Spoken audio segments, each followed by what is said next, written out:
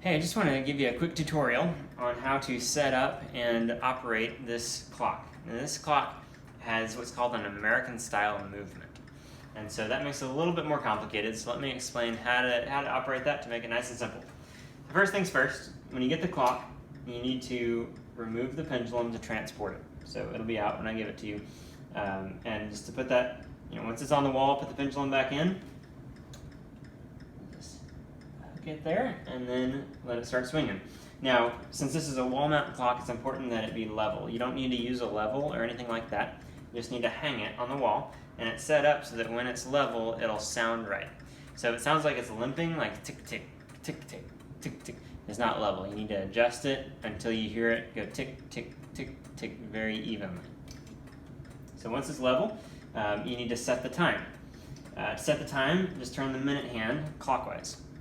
And now, the important thing about the American style is that it doesn't know what time it is. All it knows is how many times it struck last and how many times it's going to strike next. So it's got the sequence it goes through. It goes from 12 strikes, then it strikes for the half hour once, and then it strikes for 1 o'clock once, then it strikes for 1:30, and it goes through that whole sequence every 12 hours. But it doesn't know what the hands are pointing to. So what that means is every time you go past a strike or a chime, you need to wait for it to finish chiming.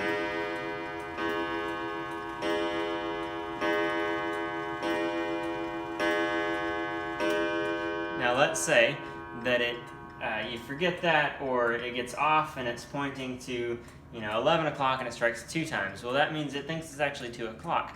So there's a couple things you can do. The preferred method is to press this button. And what that does is that means it will strike whatever time is next. It's right down here, usually on to the left of the hands, left of the pendulum. If you push that button up, it will cycle the next strike. So let's say the clock says 11, but it chimes twice. Press it once, it'll chime for 2:30. Press it again, it'll chime for 3. Keep going through the cycle until you get to where you're supposed to be at. Now, an alternative method to that is you can move the hour hand, although that's not generally recommended. Generally, the best practice is to just press that button until you get everything synced up. So now let's say it's been running for a week. It's time to rewind it. So take the key, and this particular clock turns to the right. I believe both of these turn to the right. No, I'm sorry. This one turns to the left, the other one turns to the right. Now, you don't have to remember that. Just try turning it one way. If it feels like it's not budging at all, go the other way. If it springs a little bit, that's the right direction. Turn it that way. Now, winding a clock can be dangerous if something goes wrong. Hopefully nothing will, but sometimes it happens, and we don't want anything to happen to your fingers. I've had a clock unwind on me before, and it really hurts. So best practice is to wind it, remove the key, wind it, and I know that's not very practical, but that's the safest way to avoid any finger injuries.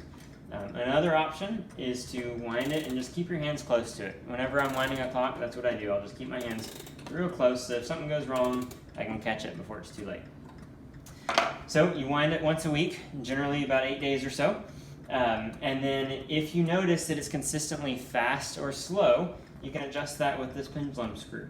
If it's consistently fast, just turn that screw down to the left just a tiny bit, just a part of a turn, not even very much. If it's consistently slow, it needs to run faster, you move the pendulum up by turning the screw to the right, just a tiny bit. That's all you need to know about the American clock. This particular clock has been fantastic. It runs really, really well, and I don't suspect you having any issues for a long time. So I hope you enjoy it, and that it's a great family heirloom for you.